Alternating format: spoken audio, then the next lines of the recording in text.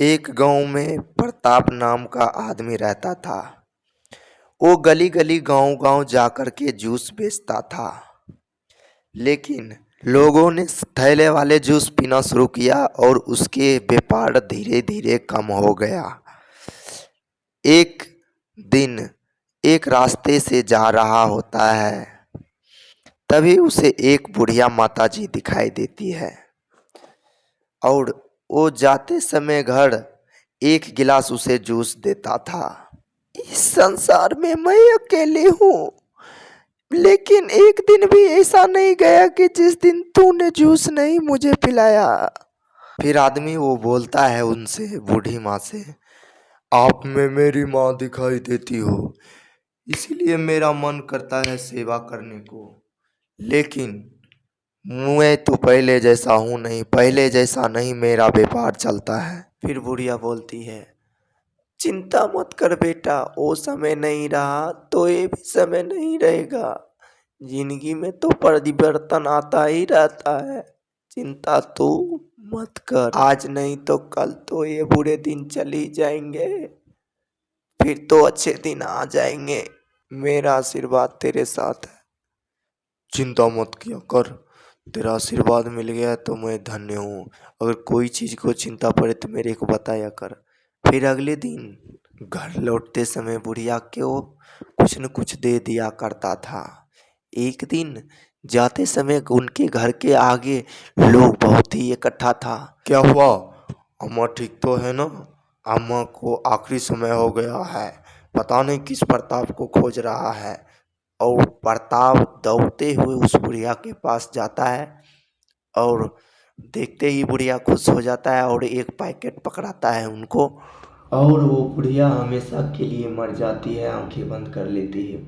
प्रताप बेटा उनका बनकर के दान संस्कार करता है और एक दिन वो बुढ़िया का दिया हुआ पैकेट को खोलता है और उसमें एक करेले के बीज मिलता है, दो चार, और एक खत मिलता है और पढ़ता है उसको, प्रिय बेटे, तूने मुझे बहुत ही बेटा से बढ़ कर के मदद किया।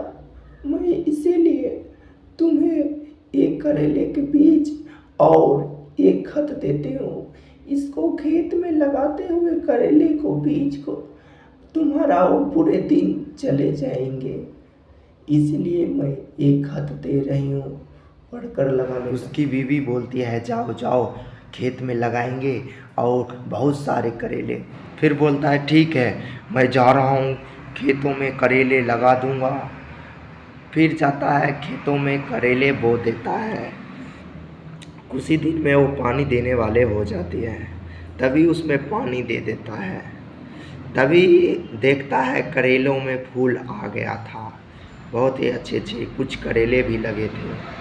फिर उसने दो करेले तोड़ता है और देखता है बहुत ही सुंदर है वो, लेकिन उसमें से कुछ आवाज़ उसको सुनाई देती थी और वो बोलता था, मैं कोई आम करेला नहीं हूँ, मैं जादुई करेला हूँ जिससे तुम्हारा गरीबी मिट सकता है।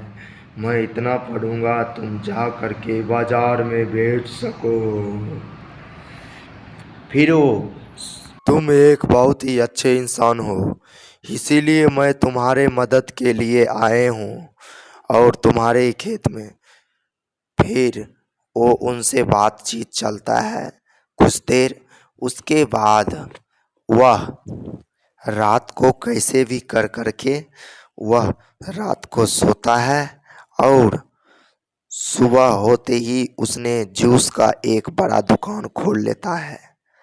तभी उस पे बहुत सारे गहकियाँ आने लगती है और उनसे जूस बनवा करके पीने लगती है और बहुत ही अच्छे स्वादिष्ट जूस होने के कारण उनका बिक्री बहुत ही बढ़ गया था। तभी पहली कमाई अपनी पत्नी को ला कर के देता है और कहता है, मेरे बिजनेस में बहुत ही मुनाफा हो रहा है और बहुत ही अच्छे चल रहा है, अच्छे खासे। और दोस्तों अगर वीडियो अच्छा लगा तो लाइक कीजिए और चैनल को सब्सक्राइब कर लीजिए इसी तरह वीडियो देखने के लिए।